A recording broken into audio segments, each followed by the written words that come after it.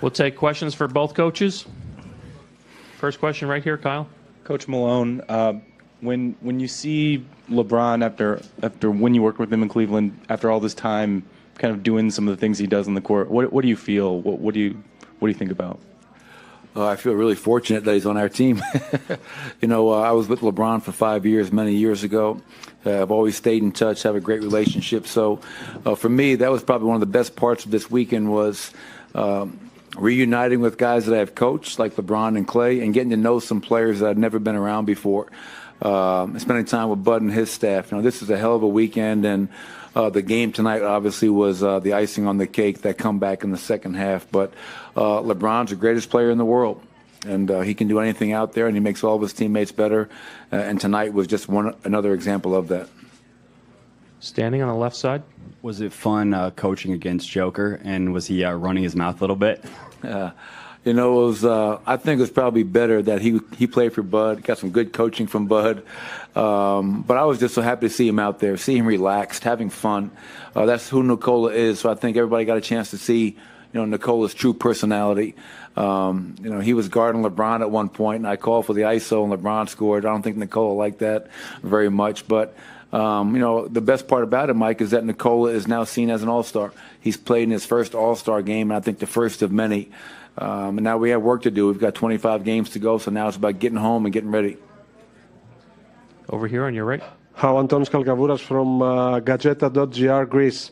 For Coach Bud is the question, even though you lost, in the back of your mind, you have a little bit of joy because when Giannis misses something, he plays harder, and I mean for the rest of the season. Oh, no doubt that Giannis will be ready for the last 25, and he was pretty special tonight, and I think he enjoyed it. It was great for him and all his teammates with his group. He's a joy to work with all weekend, and like Mike said about LeBron, I'm happy that he's on our team when we go back home. Over here again. Coach Bud, Dustin Pfeiffer, Fox Sports Southeast. You coach Kemba, with this being his hometown. Can you just talk about the moments you have with him this weekend and what you've seen in his game?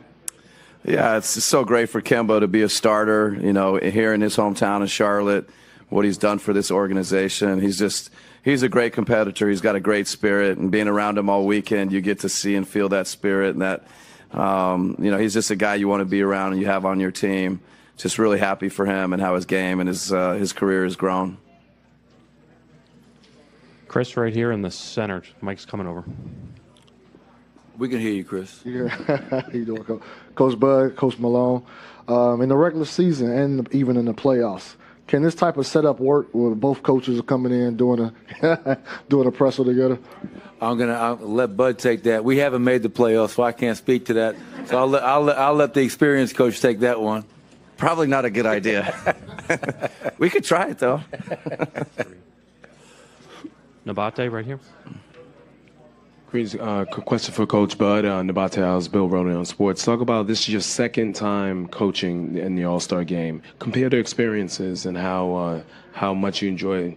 Which one you enjoyed more?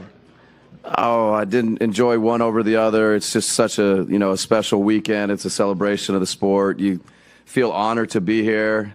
I know I said it the last time. I said I don't know that I'll ever do this again, so I really want to enjoy it. And now I'm kind of saying the same thing to myself. You don't know if you're going to get these moments again. So just feel incredibly fortunate to have done it twice now. And, if it comes again, I'll do my best to enjoy it again. Coach Malone, how were you able to convince your team to play that smothering defense in the second half? Vic, it was a rousing halftime speech. What really happened was I was in the coach's locker room, and Bron asked if the team could go out and watch the J. Cole concert. And I said, listen, I'll let you guys go watch the concert if you promise to get your ass back in transition. And so LeBron made my words known. They watched the concert, and they came out and played great. But honestly, I thought the key to the game was that second group that was out there. Damian Lillard, Bradley Beal, Klay Thompson, Ben Simmons.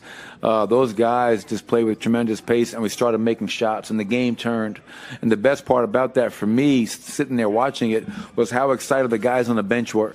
Just like in the first half for Coach Bud's team, when they had it going, the whole bench was into the game, and seeing the best players in the world happy for each other and celebrating for each other. That's great to see. So it was a lot of fun, and it just happened to be a very small part of the weekend. Last question, back left. Eric Horn, the Oklahoman. This is for Coach Bud and Coach Malone. I'm thinking specifically of guys like Paul George, Kevin Durant, Kawhi Leonard. But what do you guys think of the depth at that wing position right now in the league and where it is? Go ahead, Bud. Yeah, no, the wing is stacked. Every night you feel like you've got a tough matchup, and with the size and athleticism of those guys, they're just tough covers. They can do so many different things. They can handle, they can post up, set screens and pick and roll, be the ball handler and pick and roll. They just do so many different things. And then a couple of, a lot of them are impacting the game defensively too. That's, a lot of two-way players at that spot. So, every night you feel like it's a tough one at that spot. I agree with Bud. All right. Thank you.